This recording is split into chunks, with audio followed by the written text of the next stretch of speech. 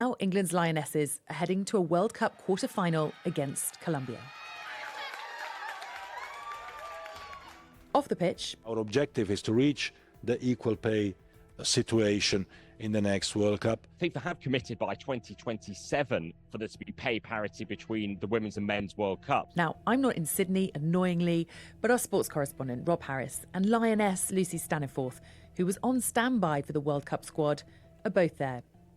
In some of the main cities, you do get a real sense of the World Cup on match days. The huge crowds contrast with France in 2019, where locally often there was a bit of indifference, and the fan zones in particular are the real driver of the energy. You get matches being screened in them, you get families watching, loads of people, even when it's not Australia playing as well, particularly on this side of things. So that really has energized the whole tournament, just that atmosphere, particularly around the fan zones, beyond the stadiums, which have a real buzz about them too. And Lucy, how are you finding it? I've had a great experience with it so far. I think when I landed in Sydney, having been in Brisbane, I was straight away met by a group of England fans who were obviously so excited about the whole prospect of the tournament and how things were lining up. And I guess just the same thing, really. Lots of people walking around the streets in football shirts, and, you know, it's just something that's really nice to see. You know, as much as we're really happy for the host nations, New Zealand and Australia, what we really want to talk about is the Lionesses, don't we? Rob, how is the vibe when it comes to the Lionesses? Was a slight disappointment in terms of their game against Nigeria? It had the nail-biting ending that they probably weren't hoping for. You often need those things to sort of go your way. It happened in the Euros last year when the Lionesses came so close to going out to Spain in the quarterfinals, but then recovered things to go into extra time, secure the win, and obviously the passage all the way through to the final. So it's about finding the way. And we saw with the United States, they went out because of a narrow penalty call in the shootout. It was about less than a millimetre. The ball was determined to cross the line. So you need that fortune. And obviously the penalty shootout going England's way. And while we do reflect, obviously, on Lauren James being sent off and how problematic that might have been, well, you never have predicted how things will turn out, and maybe things were sort of better in shape in terms of the team with 10 and then with penalties, and obviously it's about mainly securing passage, which was done. And you know, all the group stage games weren't the most startling in terms of performances to start with against Haiti and Denmark. All you've got to do is particularly win those opening games to ensure there is that breathing space, and then England turned on the style against China in the last group game. And Lucy, there's always a lot of broken hearts from penalty shootouts, but thankfully not for the Lionesses this time. Would they have hoped for better, though, against Nigeria in that game? I genuinely believe that they would have gone into that game knowing that it was going to be a difficult game for them. I think the results and the performances that Nigeria put in before that game would have led to them feeling a huge amount of respect for them as a nation. I think a lot of the players spoke after about how tactically sound they were, and I think that they caused England a few problems. I think the formation change that happened before China was no longer a surprise in that game. So I think that perhaps moving forward, it's just about how to tweak that to make things a bit less predictable. But I was really proud of the way the girls sort of went about that game and the class that they showed and humility at the end. They knew that Nigeria had given them a really good game, and they sort of showed that in their actions at the end of the game when they went to especially Chloe Kelly, when she went to the goalkeeper to console her. Now, we found out today that FIFA have handed Lauren James a 2-match ban for that stamping incident, which means she'd miss the semi-final if England get past Colombia on Saturday. Now, she did apologise, not just to her team, but also to her Nigerian opponent, Michelle Alozie. And Michelle was rather gracious in a post she wrote about the incident, wasn't she, Rob? Very much so, and perhaps recognising there wasn't that sort of intent of malice in terms of the stamp, and very much it's probably a sense of a feeling that she might have let her teammates down in that moment, but obviously they did actually manage to secure that win, obviously. And I think that was generally much the feeling around the team. There was no sort of huge blame, and Serena Wiegman, as the England manager, talking about maybe just in a split second that things getting the better of her there. And let's remember, she is still only young, and this is a big stage for her at the World Cup. It would be for any player at the World Cup, and she's been so influential. The goals against China, the assists as well, and perhaps without those goals and assists, England wouldn't even have got through that far. Yeah, certainly a lot of pressure, a lot of emotion for those players. Lucy, what do you know about Lauren, and what's your take on what happened? Serena Wiegman's described her as the sweetest person I know. She is a wonderful person, a great character, someone that would never intentionally go out to hurt anyone. So I think her apology that she made on social media would have been wholeheartedly true. I think that she has a huge future ahead of her, and obviously it's something that she's going to have to learn from. But I'm pretty sure that everything that the players within the squad, when they've commented on it, have said they'll be supporting her. They'll be making sure that if she's available to play in the remainder of the tournament, that she will be ready and prepared for that. As Rob touched on there, Lucy, she's a young player, and it's a huge platform performing on the world stage like this. It's a huge challenge physically, but also psychologically. What sort of support do players get with that? There is on-site psychologist with the team the whole time that we're away. So she is there for literally anything. You can have a conversation with her whenever you need that. So as well as all the other support staff who are also very open and approachable, I think the main port of call is probably the psychologist who's, like I say, always available. Yeah, and of course, there's still a long way to go in this tournament. We'll come on to the quarterfinal in just a bit. But Rob, I want to talk to you first about your report when it comes to pay disparity. It's a familiar debate when it comes to men and women's sports. Just lay out the difference between the pay and the prize money when it comes to male footballers and female footballers. FIFA have increased the prize money for this World Cup from $30 million in France to $110 million, but the men's teams in Qatar last year got to split $440 million. So there's a huge disparity in the prize money, which FIFA in part blames on sponsors and the broadcasters for not putting enough money into the Women's World Cup yet. And FIFA have committed by 2027 for there to be pay parity between the Women's and Men's World Cups. Of course, the Men's World Cup is growing even further. That'll be 48 teams in 2026, while Women's World Cup will be 32 teams. So there is that goal, although for the first time, FIFA are putting in place guaranteed income for players, although it's going to go to the federations first. It's not going to be paid directly to the players. And we're talking about a tournament that will have a worldwide audience of around 2 billion people, Rob, yet female players are paid, around a quarter of what male players are? How much will a female player earn from this World Cup?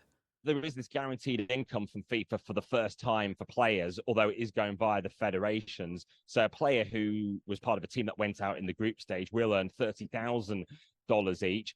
Up to the champions, they'll each get $270,000 each. So just in prize money terms alone, in terms of the payouts for players, the England players and the Colombian players who have reached the quarterfinals will each get about £70,000 each. And that is still more than perhaps the salaries in the Women's Super League each year. Certainly, FIFA found in its most recent sort of assessment that the annual salaries for players globally can still be as low as $14,000 because there aren't many professional leagues around the world. So that is still the challenge. And it has its origins in the fact that many of the longer established successful men's teams didn't necessarily put the funding into women's programs, which means the financing hasn't been there. So it's still very much catch up.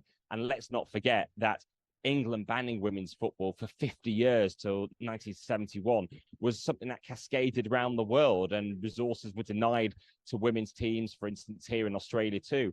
And that had a knock-on effect. It meant that actually the growth of the women's game was held back for so long.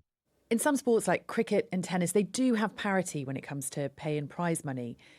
Gianni Infantino, who's president of football's world governing body, FIFA, wants the same in football by the next World Cups.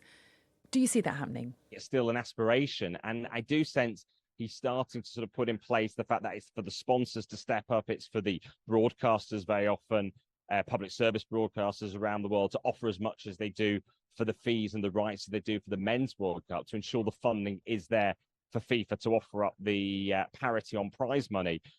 But many will look at the FIFA cash reserves. They're more than £4 billion.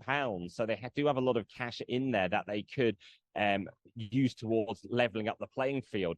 Of course, there is the FIFA forward funding, which is development funding that's available. And that is seen actually as being available to many countries around the world to sort of put forward to FIFA particular projects. They can ask to be funded by FIFA. And some do look towards that being a better way to grow the game than putting more prize money right towards the top, which can lead to sort of a growing gulf. So you've got an elite level of nations, and then there's more of a gulf. So there are sort of discussions around, do you hand more prize money out and that ends up at the top of the game, or do you try and level the playing field by distributing more cash in terms of developing the game with more technical staff, more better facilities, and better sort of coaching and things available for players across the world more broadly? When it comes to facilities, are they the same for men and women when it comes to the World Cup? It's about FIFA putting in place those facilities increasingly so. So we do actually have the base camps that you would be expected to see at the Men's World Cup, parity being provided. Then it's what the federations actually commit in the build-up to tournaments. We've seen the Jamaica team have to resort partially to crowdfunding, which is seen as an attempt to actually increase more funds to provide for the technical staff and the build-up to the tournament. So it's those sorts of things which are still under the microscope in terms of what the federations are doing before they get to the World Cup. Are they giving the resources to the base camps so players have their own rooms if they wish to do so? We'll see with England, the fact they're putting money into funding for families to come out to the World Cup. But are other federations doing so? Do they have the resources? So it is a bigger picture, and it's also about year-round. What is life like round in the camps? Between matches, between qualifying matches, in terms of the living conditions, how many coaches are made available for the players and things like that too. And Lucy, is this something that players talk about, the disparity between pay, prize money, treatment when it comes to female players and male players? No, not necessarily. I think obviously we're aware of the conversations within the media, specifically around tournaments. I think these do tend to crop up more, and this one being very much so in the public eye. But between us, I think it's always business as usual. You know, you try not to distract yourself with those types of conversations off the pitch when you're having your downtime or you're spending time with your team. Well, in a moment, we're going to be talking about England's chances of World Cup success, but really appreciate your thoughts on that debate, both of you. Thanks so much.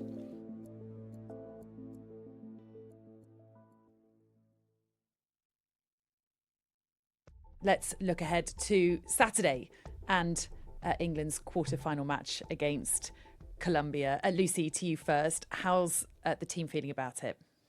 I think they'll be really looking forward to it. I've spoken to a couple of them, and surprisingly, actually, during the game against Nigeria, felt very calm, felt very in control. Specifically, when it went to penalties, were very comfortable. I think when I guess there's that sort of feeling around the camp heading into a big game, you know you're in a good position. People are not panicking or worrying. They're sticking to the process and looking forward. And I think that's what it's always been with under Serena. It's very much process driven, focusing on the next game, the next day, the next training session. And she doesn't get too high nor too low either. So it's a very good sort of base to take how you should approach the day and the game off. Obviously, England won't have Lauren James for this quarter-final match. Have you spoken to Lauren since the red card against Nigeria? How's she doing? And how's the team feeling about playing without her? I haven't spoken to Lauren directly. We're all a close-knit group, and the people that she's close with, I'm close with. So I know that she'll be in really good hands.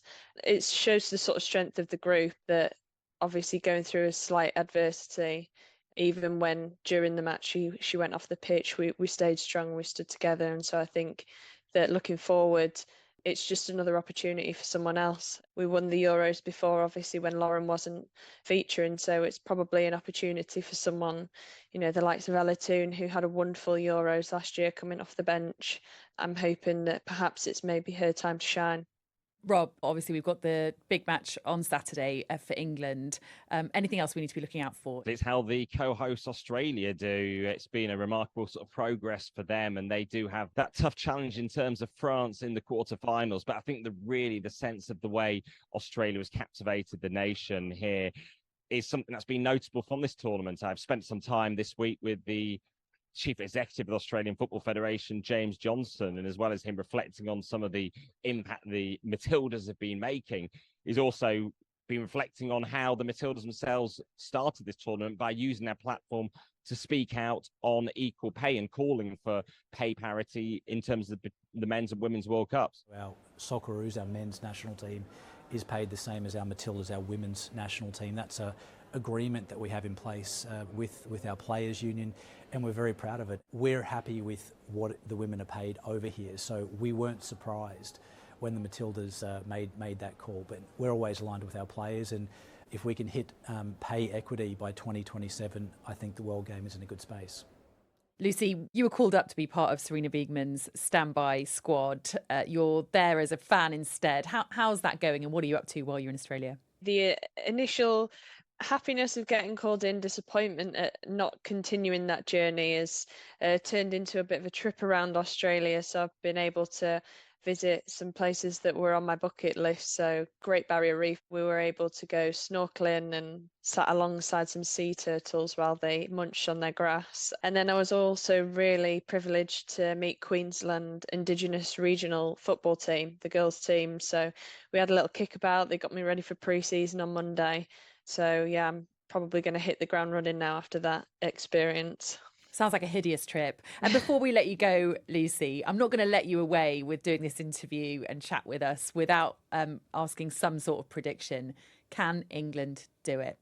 I do have every faith in them. I think the wonderful thing about what they've done so far is that they've shown that they're not just a one-trick pony. They're actually really, really hard to beat.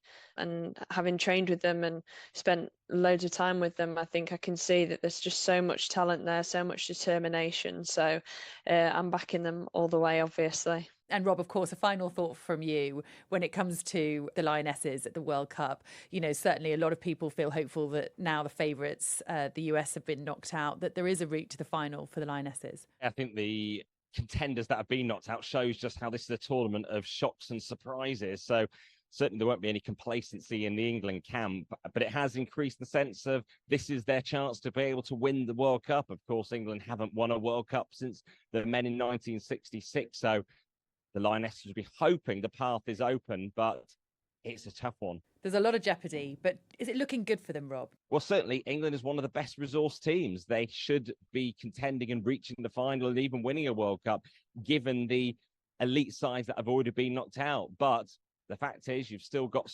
Sweden in there in particular. They are a tough nation. Yeah, and certainly all eyes on the quarterfinal this Saturday. Lucy, Rob, thanks so much for staying up and doing it with the time difference, and really good to chat to you. See you soon. Thank you. Good to join you. Now, before we go, if you're looking for another podcast to listen to, take a scroll through our feed and you'll find one on the knee injury that's been keeping players out of the Women's World Cup. Thanks for listening. See you next time.